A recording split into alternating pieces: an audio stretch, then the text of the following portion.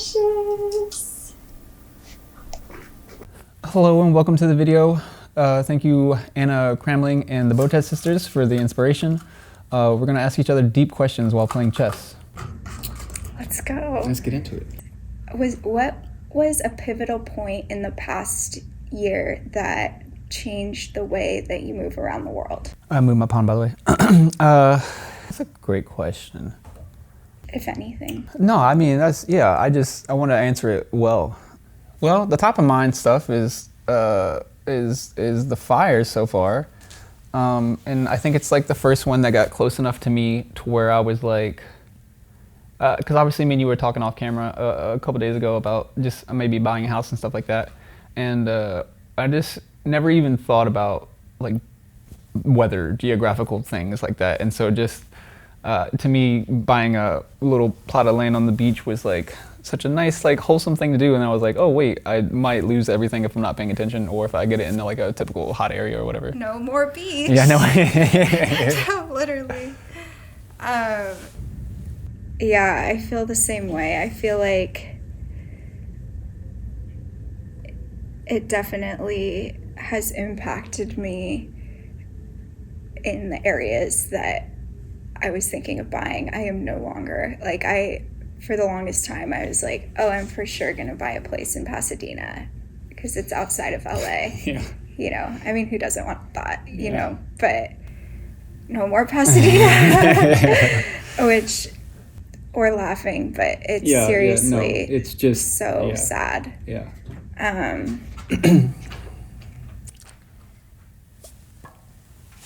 What's something terrifying? What's something terrifying that we've all come to accept as a fact of life? That we all have? And or you. I don't know if you don't have to speak for humanity, but you know, what is just something that you think maybe that I can't, you know, you just can't believe that we just accept as normal nowadays? That we accept as normal?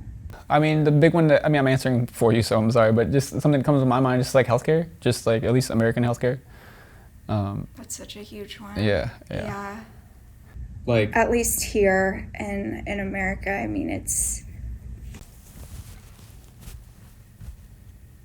Yeah, I mean, like, to get to the point to where people are celebrating murder there might be something broken in the system, you know what I mean? I think there's got to be something to, like, someone died and then, you know, the country is celebrating it, like rejoicing. Yeah, there's like, that's not what we typically do.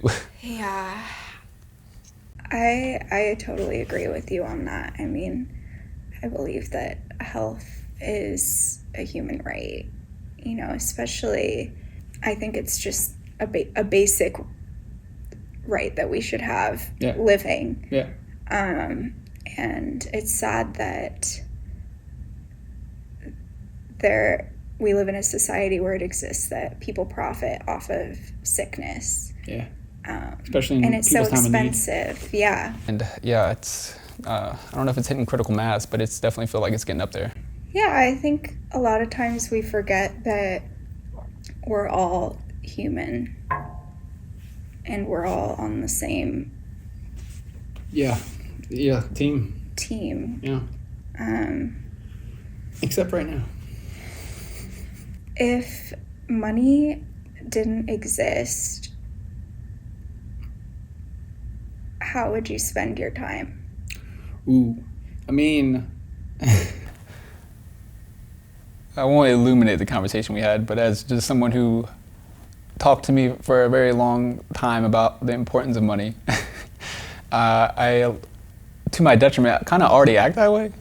But if it was, universal, if it was world, like if money didn't exist in the world, how would I spend my time?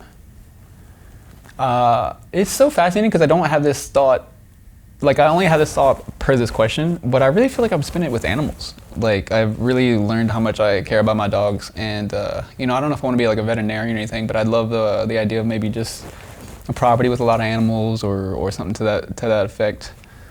I mean, so how do we get, like, in this hypothetical, how do we get, like, food and, you know, basic resources? It's just all like we're homies and just. It's just there. It's just there. Oh yeah, okay. Man, I don't know. This is like kind of hard because I just don't really, I don't have a fascination with money, and so it already has like little impact for me at least. What is the best way to explore human nature? Psychology, philosophy, or biology? Oh, that's a good question. Yeah, I love that question. If I were to pick one, Yeah, if you had to pick one that would like explain, which one explains human nature the best to you? biology, Yeah. because biology helps explain so many things in philosophy and psychology. I mean, Sure. biology is the basis of psychology, and there are a lot of themes in philosophy that are rooted in biology. Sure. Anything that comes off the top of your mind? Not to pressure on it, but just curious.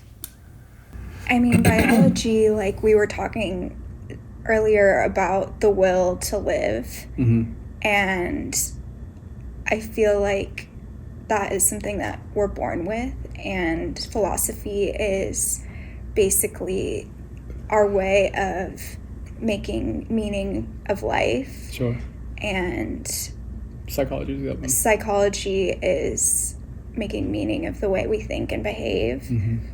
And that both of those things come from biology, like our inner motivations as humans, whether it's survival on a very fundamental point, Yeah. whether that's survival on a basic fundamental point, or connection, or whatever. It all affects us on a biological basis, to be surrounded by community, to create things that are meaningful for us, you know. I do find what do you think? I find it fascinating that that the importance of them have like tossed like hot potatoes back and forth, and I feel like philosophy and psychology, humans try to speak to our nature. We can pinpoint exactly where in our brain this is the decision-making part, this is the whatever part, and before it was, God's telling us or whatever. So I wish previous humans had access to the information about biology that we have, because I feel like we'd have a lot less self-guilt or whatever. We'd be able to understand that there's a lot of ancient wiring that is possibly the reason that we have the urges or desires or whatever that we may have. 1,000%. Yeah. Like, it's in our DNA. But like more than we probably ever thought. Yeah, something that I found interesting was, as women, we have all of our eggs that we will ever have, and everyone's future eggs. So Yeah. it's pretty important. Yeah. I mean, I could go into it more, but just it makes sense that we are so deeply impacted by our DNA, Mm-hmm. whether it's our patterns, the way that we eat, our mindset. Yeah. Also, for anyone who's paying attention to the chess, we often get lost in conversation, so... Have I gone? I don't believe so. I moved this up, too. So, yeah, if you're here for the chess, it might not be great for you. Ooh. I don't know what that's about. I don't like it. Okay. I think I want to set up castling. It doesn't look like you have a left side attack. Well, do I want to have my bishop biting on granite? Yeah. I think I'll threaten this horsey. See what you do.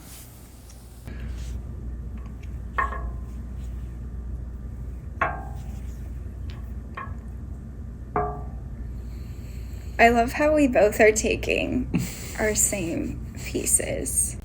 Yeah, forever 50-50 stalemate. Okay, you got a question for me? What is something that you are looking forward to most this year? Becoming financially something.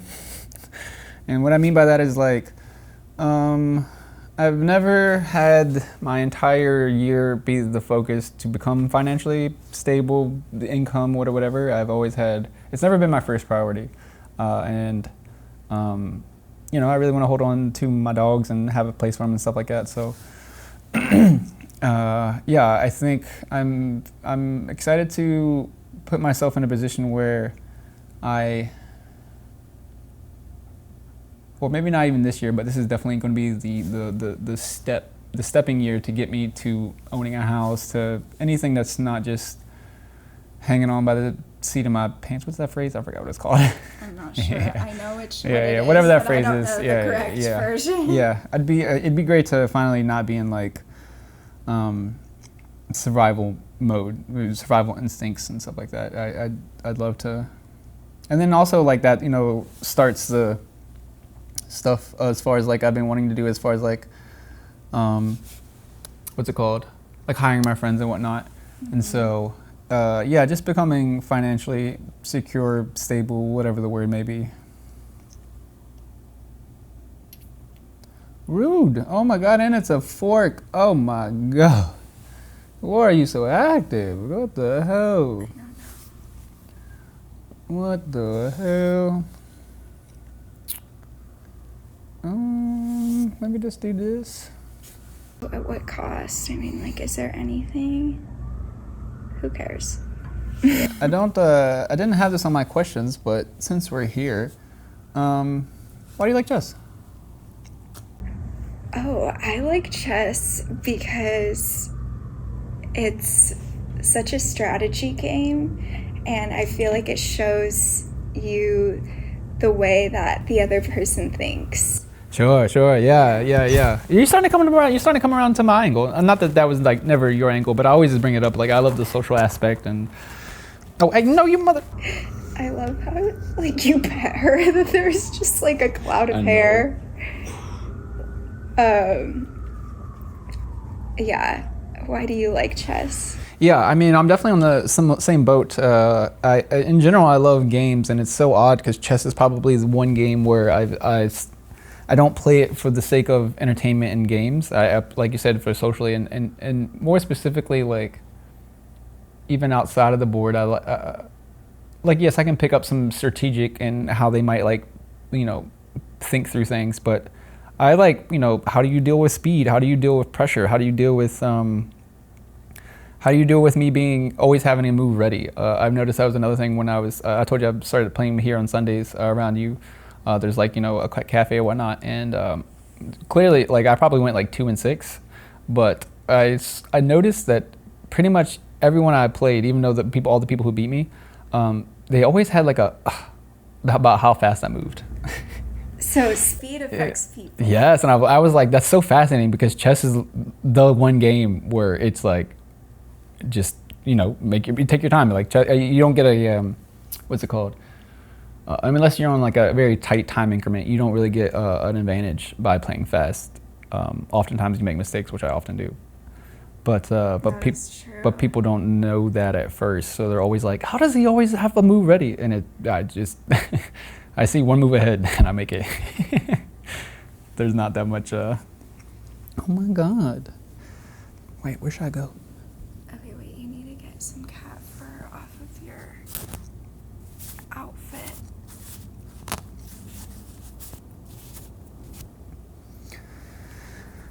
I love how she's just I know, this being a baby.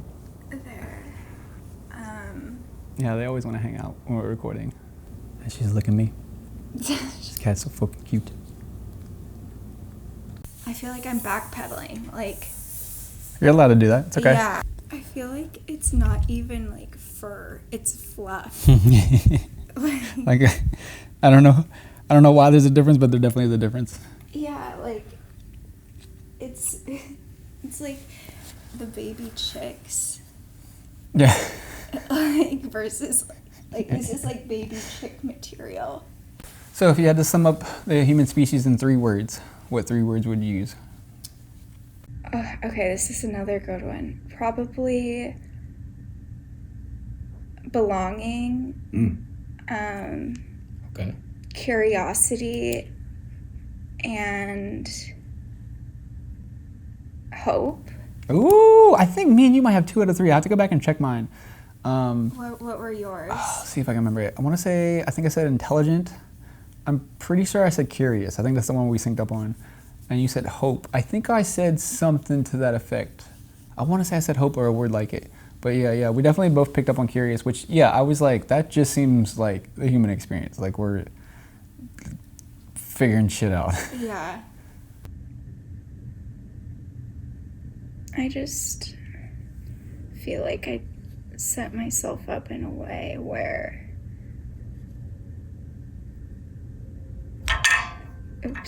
things, I don't know what I'm doing right now. I need to refocus.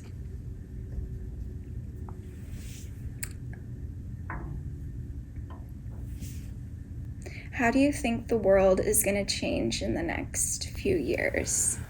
I mean, it's hard to look past AI, right? Like, I mean, I'm gonna go pretty far left field with this one, but I've had a thought that I haven't been able to execute well, but there's this thought process that we're creating God's image. So in my mind, that breaks down to we're all gods? Question mark.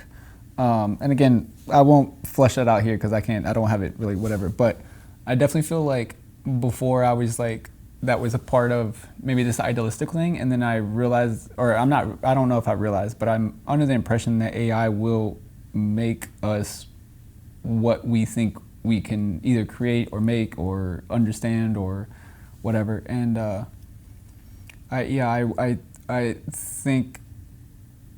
think the biggest one I would say is a cognitive offload. Like, I feel like the biggest thing is going to change is all the things that we were spending time trying to figure out. For the most part, it should be, we should have immediate answers or, whatever it may be. And so I wonder, I don't know how to predict what humans will do because of that. I don't know, I don't know if we become just all artists. Does art just have like a renaissance of meaning because that's how we express ourselves and we don't have to do a lot of the manual labor or whatever it may be? I suspect a renaissance in what we find important because of AI. That's a pretty good, that's a positive view on it, which I love. Yeah, I'm oddly positive on it, where a lot of people feel like it's, oh, hello, where should I move? What are you thinking? Okay, good move. I can't remember if you went or I did. Oh, yeah, I castled. Oh, right, okay. If you were given an envelope with your time of death, would you open it? No. Oh, you're the no. Oh, No, okay. I would not, because I feel like having that knowledge on my shoulders would pressure me to be more reckless with my actions. Like, I can see both sides where it's like, okay, if you obviously open the envelope and you know when you're going to die, you are going to, maybe you'll be more intentional. Whereas I feel like if you don't know, I think this kind of like bases on or changes from person to person, but I feel like it would cause me, if I did know, it would cause me to act more inauthentically. Fascinating. How do you mean? I think it would push me to like rash decisions and maybe make me not make decisions that I would typically make. Now, that could be for like the better or worse, but I think I personally just wouldn't like to have that sort of knowledge or pressure on my shoulders, because it would ultimately change the way that I act or think. And I would rather just live the way that I am. Yeah, so if I'm understanding you correctly, it would hijack your decision making, is what I'm getting. Yeah. Okay, yeah. What about you? Yeah, I mean, I had this conversation it feels like a decade ago with like 6 people in the living room, which I told you, and we all said yes except one, and he argued similar to what you were saying. For me, yeah, it's always like, it's like almost like a paradox because, you know, why would the date augment how you decide what this day is important to do it or this day is not important to do it? For me, without having the foresight of how it would impact my day to day, it just seems like I could, for lack of any other thought, like plan better. Like just So it would push you positively. I think so, but I also, as a person, it could.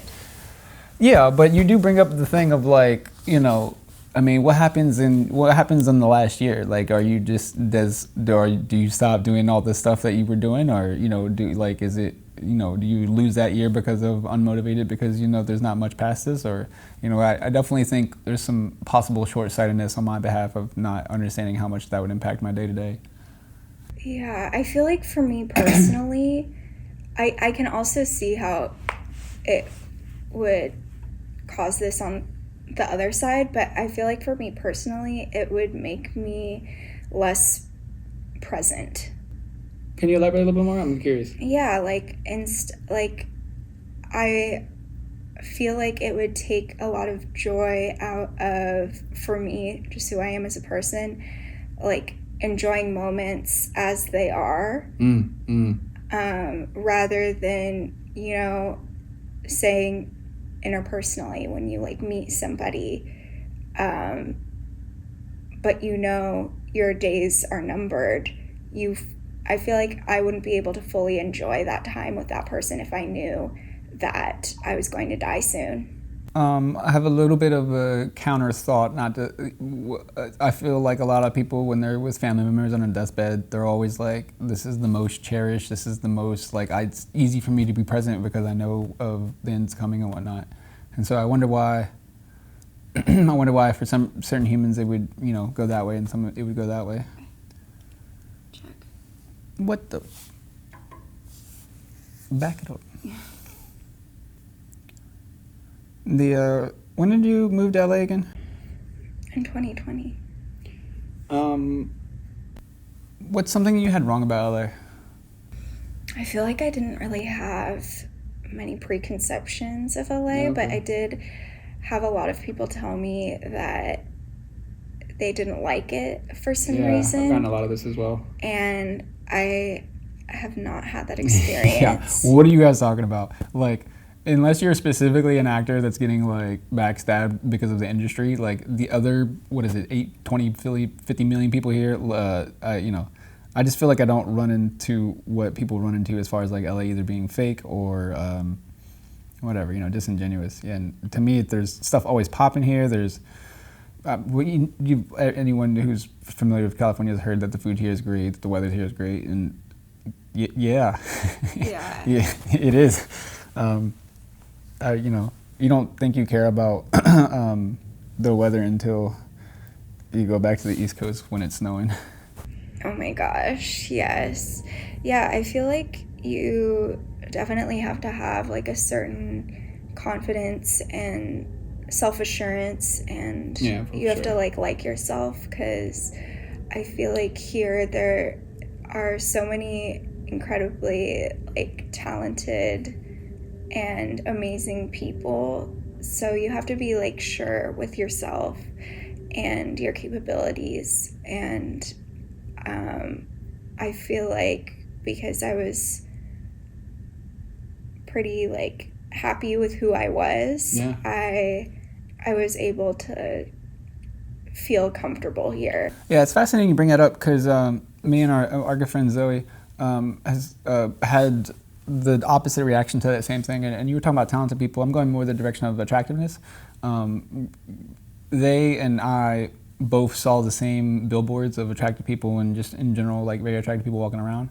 And I was like, oh, I could be attractive. As in like, I just realized that like, oh, maybe taking care of your skin and all of those other things aren't that bad. Where Z was, they were like, oh, I have to buy makeup. Oh, I have to be a certain type of, what's it called? Just like, there's just like a certain standard that comes with it, I guess. And thankfully they've gotten away from it as far as like not being self-deprecating about it. But yeah, there is there are people here who make you reevaluate how you're operating. Yeah, I love that there's such a wellness culture here that it's part of people's lifestyle to take care of themselves, whether it's eating healthy, being active, and it's inspiring and it's nice because you can do an activity with your friends that is something that is going to improve yourself somehow. I mean, it also makes sense that there's so many industries here that are appearance based, so that may be their motivator, but it's inspiring nonetheless. Yeah, I mean, for real, like just from the rural area that I come from, like there's just not people running at every hour of the day. There's just, it's the values, and I'm not saying for better or for worse, but just the values here make you take care of yourself, I feel like. Yeah. Okay, what were you up to? I don't know. Obviously.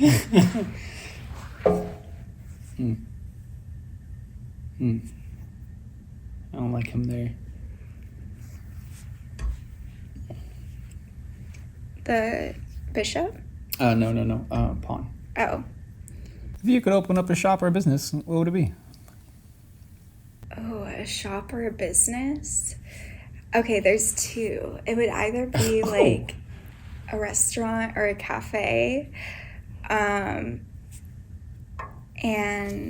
or because I just love cooking now, and I feel like it's just like I love spending time at a cafe, just eating, hanging out with my friends, reading a book, or just going on my phone or something. And it's like a really nice like third space to have. Sure. And I love it when cafes just really go in on their branding or focus on making it like a community hub. Yeah. So I would do that, a cafe, or I would have some sort of like furniture or home decor store. Sure. Yeah. I love. Yeah. It would just be so fun to like source all of the pieces, going on treasure hunts. Ideally, it would be like some sort of like vintage or antique store. But I love that idea for you because you're monetizing your hoarderness. There's so much pleasure in a dig, digging for treasure. Hey man, you're preaching to the choir. Yeah. I'm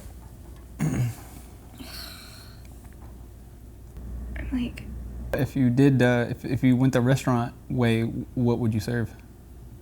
What the fuck? That's not what.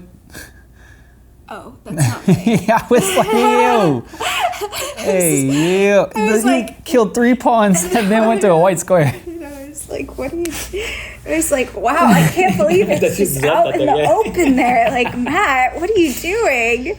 Also, this is like an odd thing to like look in the camera and be mad serious about, but like, I have significantly underestimated your environment. Or what I mean to say is like you're talking about going to a cafe and whatnot, and like the amount of I'm not that productive, but anytime I have been productive, it has been when I have removed myself from my immediate environment. As far as like get away from the nest. Yeah, and then just like this is just not going well.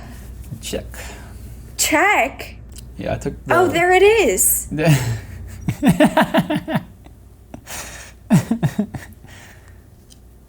have a pretty tight position, or closed position. You cannot cast water check. I'm sorry.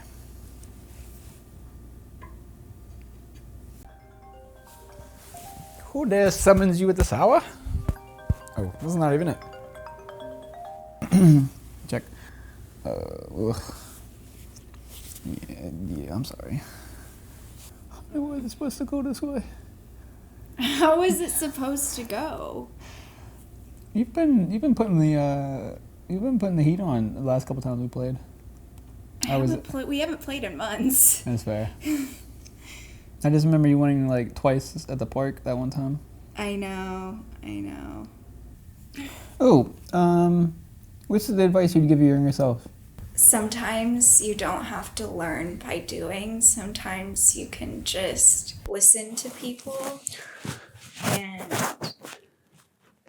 that you respect and trust that they are correct. And why would you give that advice to your younger self? Because I feel like there were so many situations where I had to learn by doing, where I just could have learned by listening. Sure. And it would have saved me so much backpedaling or, catching up for lost time or whatever. Sure. The first time it hits my ears does not really resonate, but I also probably don't have a hand in the context of like hand on stove. Like I don't know if I even learned when my hand's on the stove. So, I almost feel quite the opposite. Not that that's not good advice for yourself, but just as in like, I feel like everyone should get acquainted with the stove because it's a really good teacher. Well, there you go. Maybe it's not a good teacher, but it's an effective teacher is what I should say. Yeah. It's not maybe the best it's like probably, there's better ways to go about it for sure. And also people might have been giving you that advice because they might have done it. You know what I mean? Yeah, like that was another thing exactly. too. Where I maybe have had a couple times where I'm like, what do you know? And I'm like, well, you might have known something. Yeah. Okay, do you want to wrap it up? Sure. Games?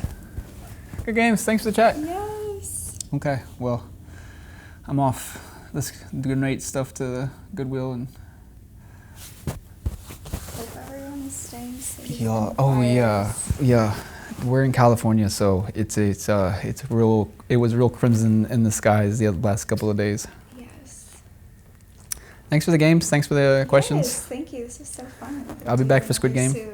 Yes. Nice. Oh, that was good. Hell yeah. Yeah, I felt real good about it.